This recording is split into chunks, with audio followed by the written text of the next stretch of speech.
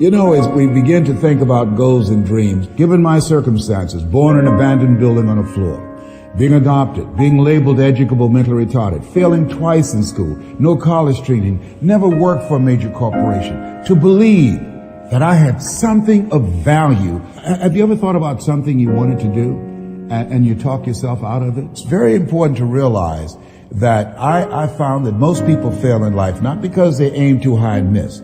Most people fail in life because they did just like I did for so many years. They aimed too low and hit. They didn't believe in themselves. So I want you right now to revisit and look at your goals and dreams, and let's raise the bar. And I want you to say with me, it's possible. It's possible.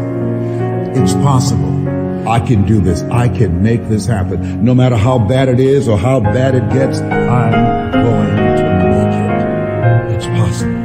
Yes, your dream is possible. Say that to yourself every day. Feed your mind with words that you write and words that you hear and words that you speak to yourself. Feed your faith and your doubts will starve to death. Say to yourself, it's possible. It's possible.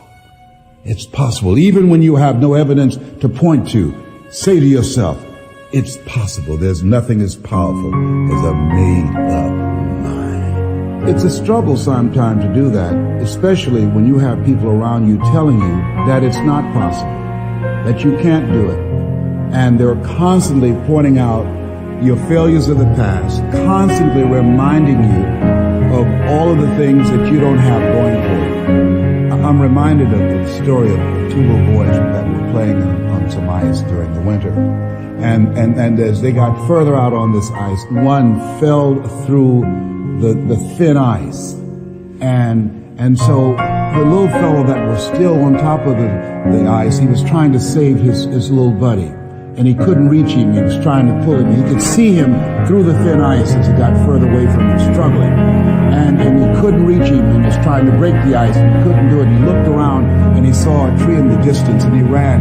And then he got up on the tree, and he pulled and broke down an enormous-sized branch and came back and savagely began to beat that ice and broke it. And miraculously, he saved his friend.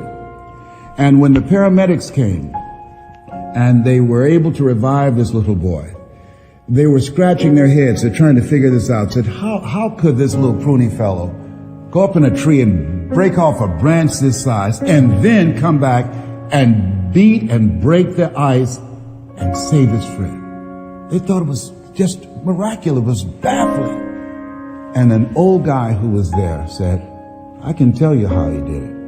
And they said, how? How did he do it? And he said, there was no one here to tell him.